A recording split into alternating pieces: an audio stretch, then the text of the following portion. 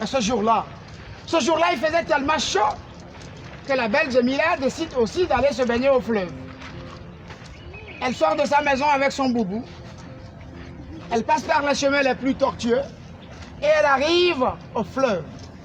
Mais sur la rive, un arbre. Et sur cet arbre, un oiseau semble dormir. La belle Jamila se déshabille. Elle plonge dans l'eau. Elle remonte à la nage pendant longtemps. Elle y est restée longtemps.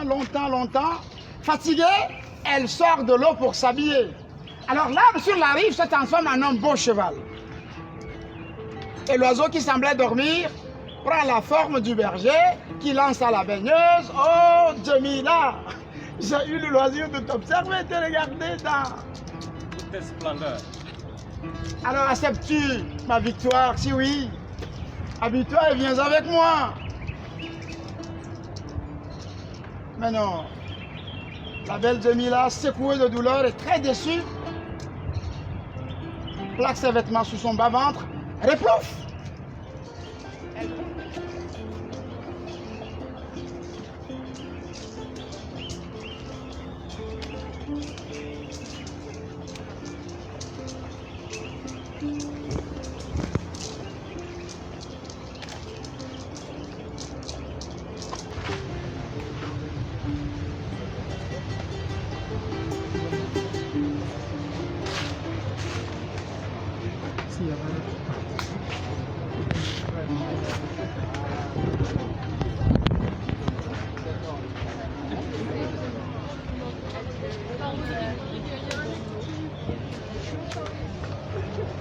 Ils sont devant le village, ils ne sont pas allés derrière, sinon ils ne vont pas écouter. Alors, les soldats du roi, on se rappelle, sont allés à la recherche de ce piroguier-là. Ils ont marché, ils se sont désaltérés quelque part et ils ont continué leur marche. Ils arrivent dans un village propre. 0 sac en plastique, 0 tongs, 0 déchets dans les fleuves. Parce que dans d'autres villages, les pêcheurs ne ramènent plus que des tongs, des brosses à dents, des sacs en plastique, même des bouteilles de soda. Mais dans ce village-là, 0 déchets dans la rue. Le village est propre. Les guerriers entrevoient des femmes et des hommes nettoyant la place du village et un jeune soldat dit: mais femmes, qu'est-ce que vous avez à nettoyer un endroit aussi propre? Ah, une femme lui dit, un proverbe de chez moi dit que ce n'est pas parce que tu es beau que tu vas te priver de te laver. Je crois qu'il a compris la leçon. Alors il demande la raison pour laquelle cette place est nettoyée aujourd'hui et l'effervescence. Un vieux mendiant qui passait lui dit: écoute, voilà ce qui se passe. Nous célébrons le retour de Saad. Mais qui est Saad, dit-il? Saad est un jeune homme. Saad est un jeune garçon poli, studieux. Saad est né de parents très vieux et très pauvres. Mais pour Saad, les parents ont tout donné. Ils ont même vendu leur pauvre maison pour que Saad aille à l'école, pour qu'il ait une belle éducation. Et Saad, très studieux, a continué, il a étudié et un jour il a fini. Ce jour, il a fini ses études. Alors le père très content rentre à la maison très vite et il dit à sa femme: Femme, je suis content. Aujourd'hui, c'est le jour le plus heureux de ma vie.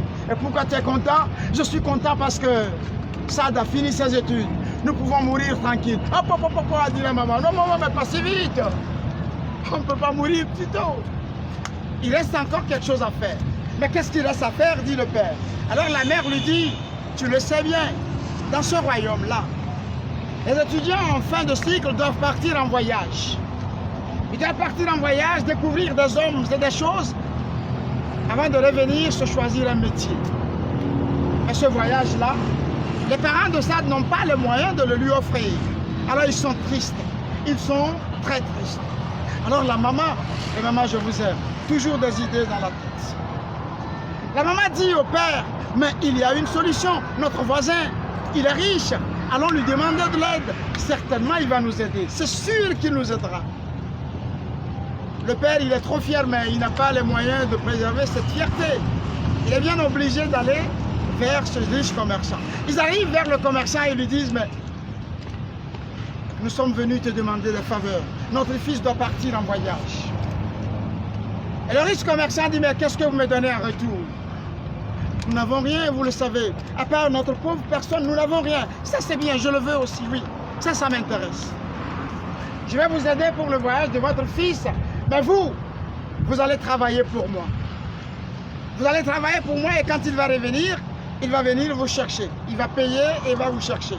Et donc, à toi la mère, je donne de beaux vêtements et un sabre. Et pour toi le père, je donne un cheval. Ceci suffit pour le voyage de votre fils. Oui, ça suffira. Le soir venu, Sad rentre de sa promenade et il voit un cheval, et sur le cheval, de beaux vêtements et un sabre à côté. Mais qu'est-ce que vous avez fait? La mère réussit à le calmer et à lui dire, nous n'avons pas le choix, voici ce que nous avons fait. Le riche commerçant nous l'a prêté, mais il nous garde en gage. Quand tu vas revenir, tu viendras nous libérer. Sad accepte ce marché. Et le lendemain, le voilà parti avec les amis. Ils ont galopé. Ils ont traversé des pays, ils ont rencontré des choses et des hommes, ils ont appris de tout. Un jour, ils arrivent dans un grand désert et l'eau vient à manquer. Ils se couchent regardant le ciel comme s'ils attendaient un miracle. Un moment, Sad se lève. Il monte sur son cheval et il se met à galoper et à faire le tour du terrain. Il galope très fort, ses amis sont inquiets. Quand ils se sont levés, ils ont dit, oh là là, il a débloqué ça. Il n'a pas supporté la chaleur, la faim, la soif. Et voilà qu'il devient fou. Mais lui, il continue par galoper. Et quand il s'est arrêté, il a essoré son cheval, a recueilli la sueur qu'il a bu.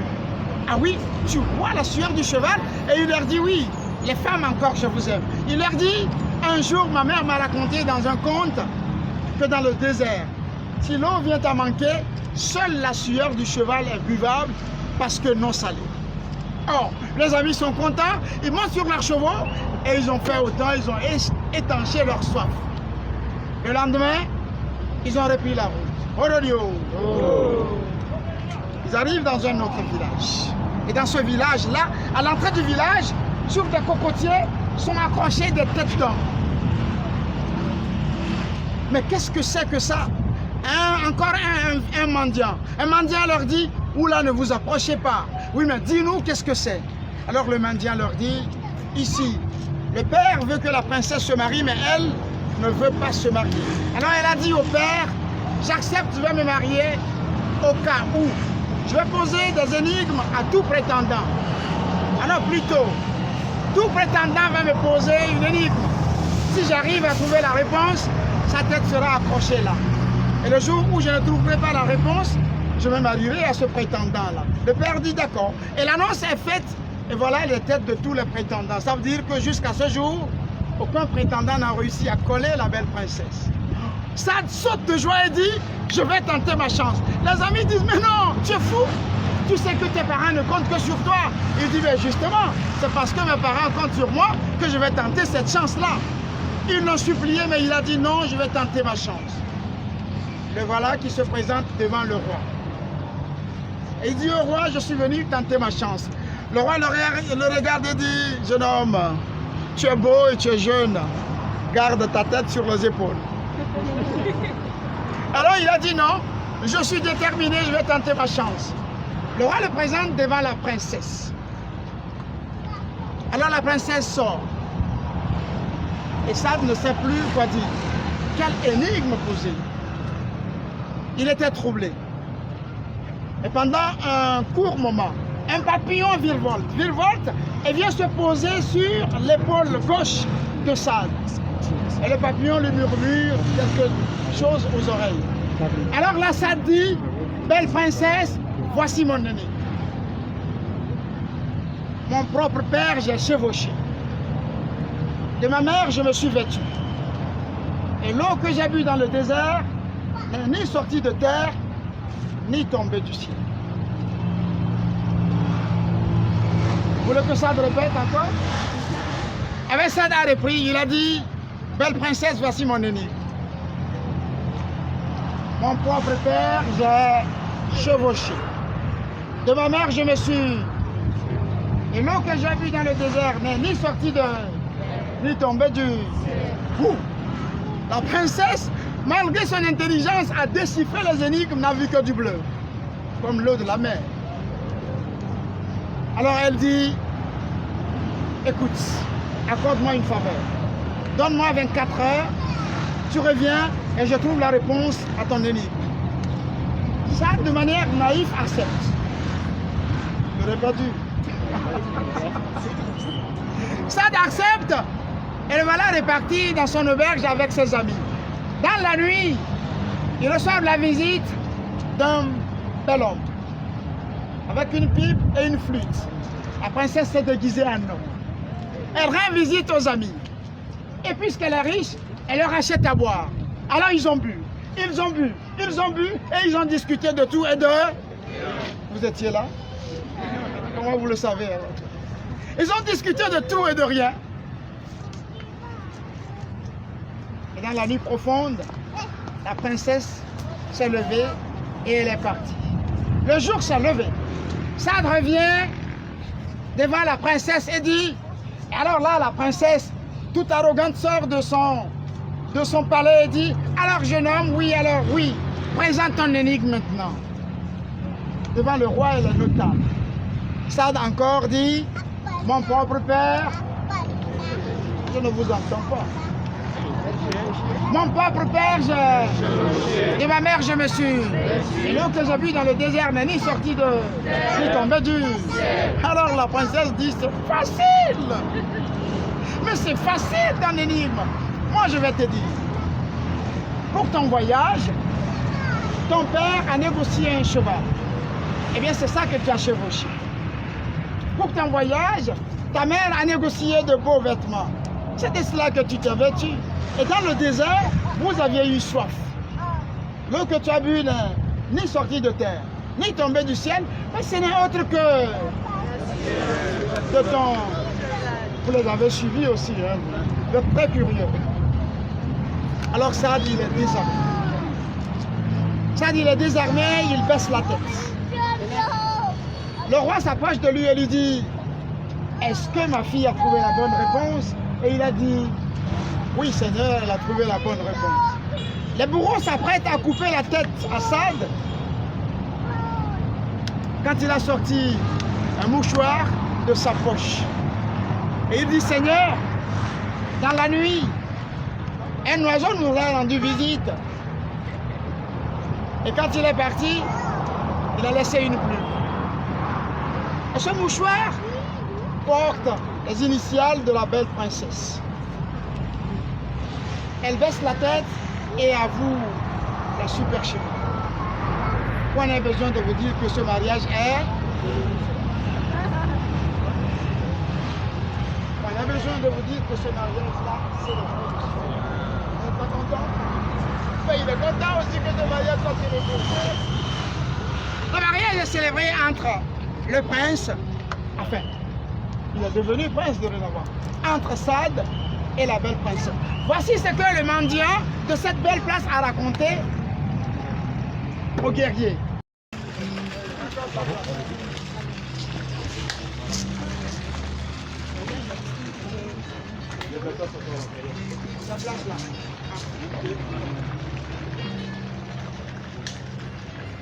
Prêtez vos oreilles, est-ce que c'est fait? Merci de nous avoir prêté vos oreilles. Alors là, Kodjo, le pêcheur, a dit à son fils Kofi,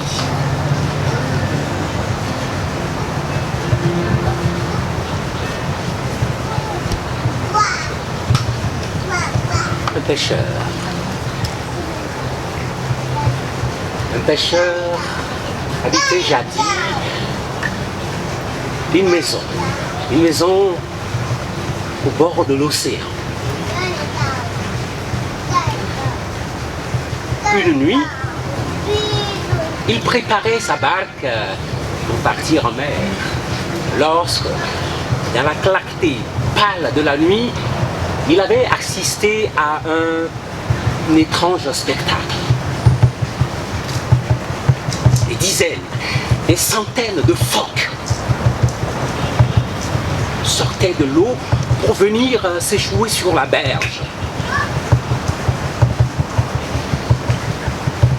Puis, lentement, les phoques dégrafèrent leur peau comme s'il s'agissait d'une simple robe qu'ils laissèrent glisser sur le sol, révélant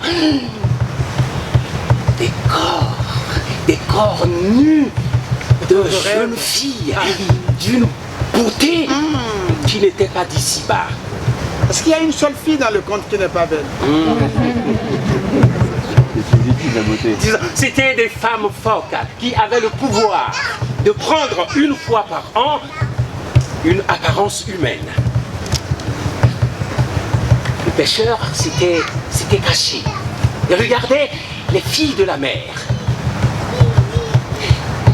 Il les regarda toute la nuit,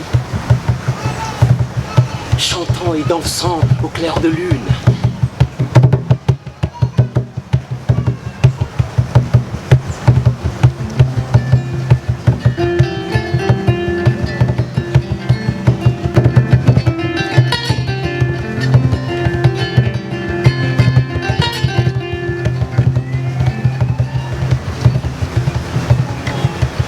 À l'aube, les filles de la mer commencèrent à reprendre, à revêtir de leur peau pour plonger dans l'océan.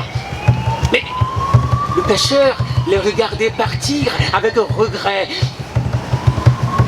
Il aurait voulu tant qu'elles restent près de lui, mais on ne peut retenir sur terre les êtres de la mer. À moins que... Là, il a eu une idée. Il se lève et faufile entre les rochers et par hasard, il attrape une peau de phoque qui se trouvait là et se met à courir. Il court jusque chez lui et grimpe, il ouvre la porte, grimpe les escaliers et entre au grenier. Et là, il trouve une malle remplie de vêtements. Il l'ouvre et il cache la peau de phoque.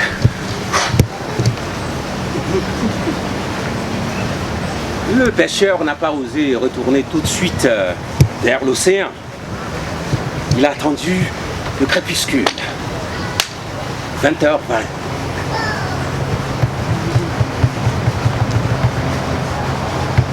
Parfum. Bois de centaure.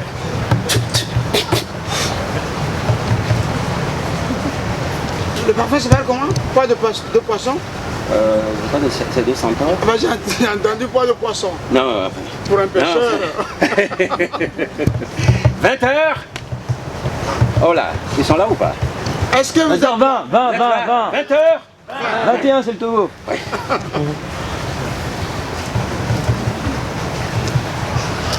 La plage était vide. Plus de filles. Plus de peau. Alors, la voilà. Toute belle. À l'instant, le pêcheur tomba éperdument amoureux.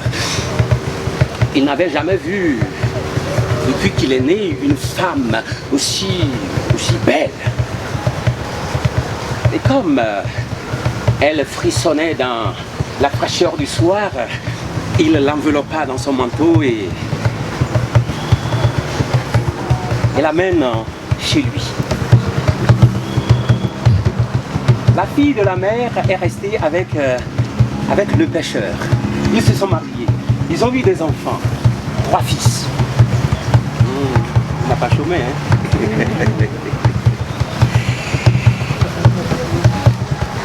Le pêcheur était très heureux. Très heureux. Il avait la femme la plus belle de l'île et des enfants magnifiques. Mais la fille de la mer triste. Et chaque jour, elle allait s'asseoir au bord de la mer, regardait au loin comme si elle attendait quelqu'un. Et chaque jour, un grand phoque sortait de l'eau, se posait sur un rocher et chantait. Ajoye vamakpao, ajodeka bebene vamakpao, sinejola wobobo, azoya popola tiomeda, sinejola wobobo, azoya popola tiomeda. Et la fille passait des heures à écouter cette chanson. Et quand elle rentrait, elle avait le regard mouillé à cause des embruns sans doute. Mais le lendemain, elle y retournait. Elle écoutait le chant du phoque. Adjoye vamakpao, adjoye vamakpao, adjodeka bebene vamakpao, sinejola wobobo, bazoya popola tiomera. Le temps passa. Il passa comme il passe dans les contes. Très vite. Les enfants ont grandi.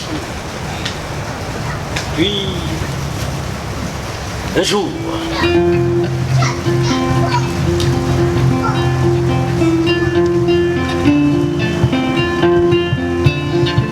Tonton Minier,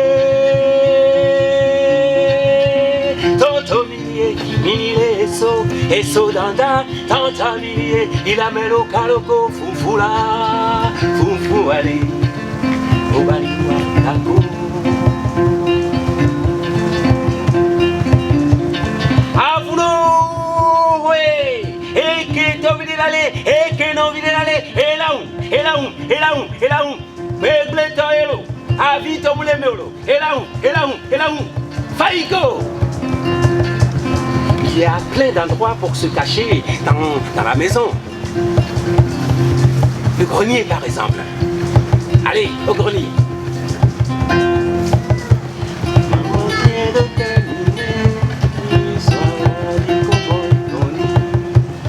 Petit Pierre l'a écouté et s'est endormi. Dans le ciel, la lune, lui, éclairant le petit lit. Où l'enfant a souri en retrouvant Donnie.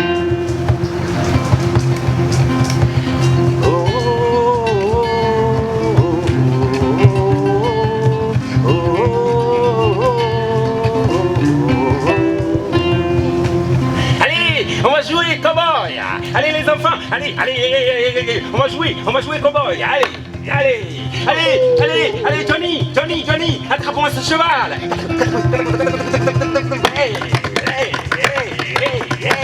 Allez, bravo, Calamity Jane. Allez, donne-moi ton épée. Allez, prends la malle de l'Indien. Allez, fouille dedans. On va voir ce qu'il y a dedans. Le trésor. On va chercher le trésor dans la malle. Allez, on ouvre la malle. Allez.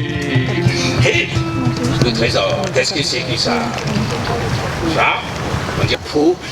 La femme de la mère, la fille de la mère a eu une étrange expression dans le regard. Elle regarde la peau, elle regarde les trois garçons, puis à nouveau, elle regarde la peau et elle regarde la mère.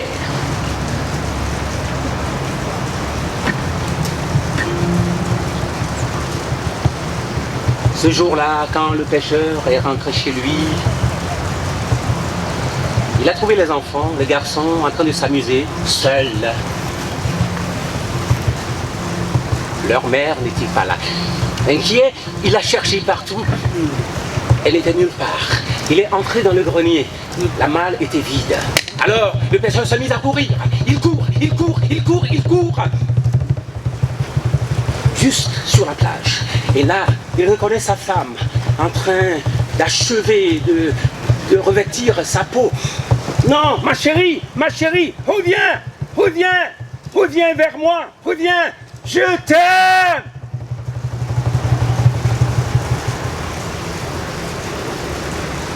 Elle a fini de revêtir la peau et plongé dans l'océan.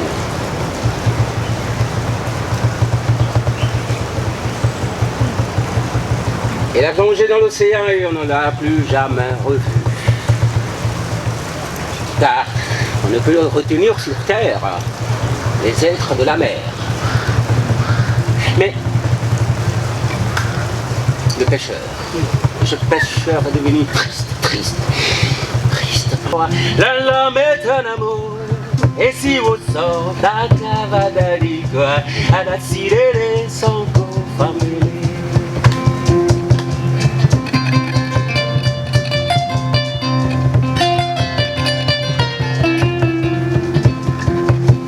À la sirène sans famille, à la sirène sans famille, à la sirène sans famille, à la sirène sans famille.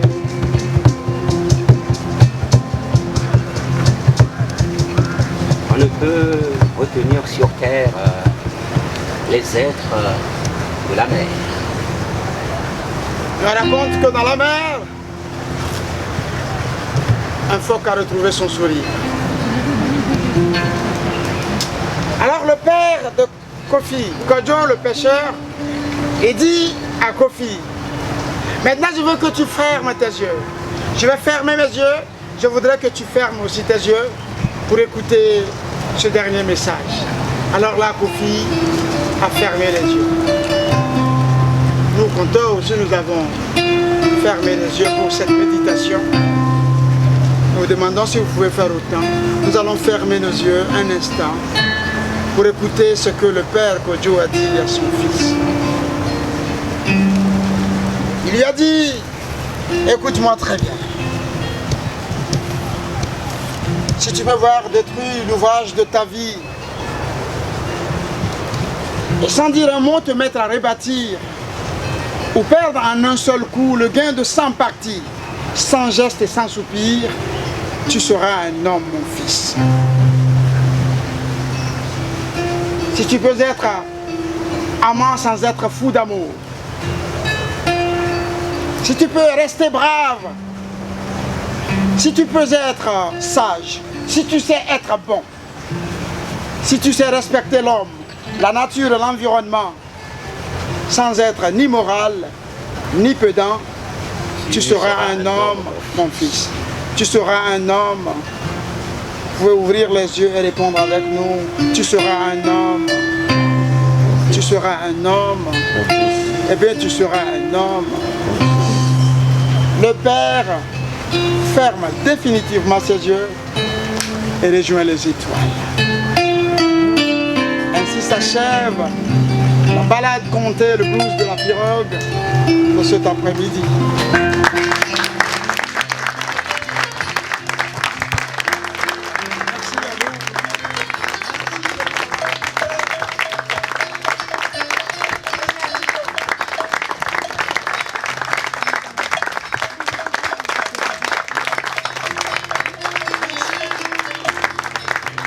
Merci à l'Institut Goethe de Lomé.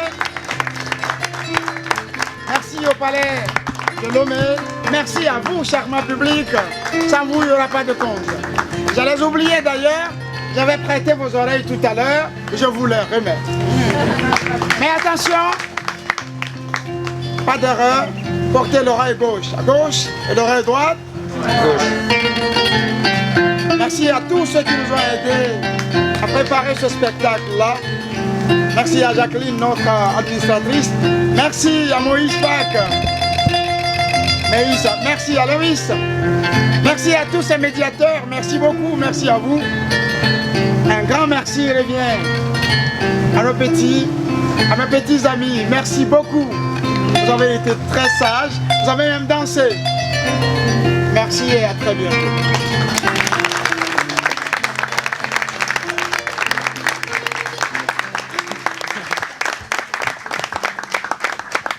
Nous avons été très heureux de vous accueillir au Palais de Lomé aujourd'hui.